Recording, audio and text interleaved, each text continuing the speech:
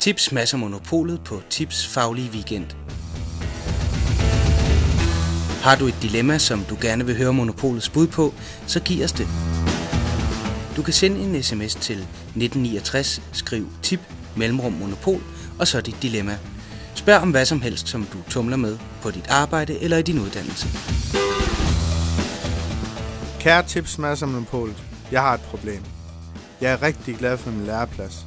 Men nu har jeg fundet ud af, at min mesters kone er interesseret i mig. Hun lurer altid ved kaffemaskinen og giver mig et klap bagi, når jeg henter værktøj. Hvad skal jeg gøre? Ved du hvad? Klap hende i røven og se, hvad der sker. Nej, det er tarveligt. Ja, jeg synes jo altså, at du skulle prøve at tale med din tillidsmand. Altså med mindre han er jaloux. Du kan sende en sms med dit dilemma til 1969, skriv tip mellemrum monopol og så dit dilemma.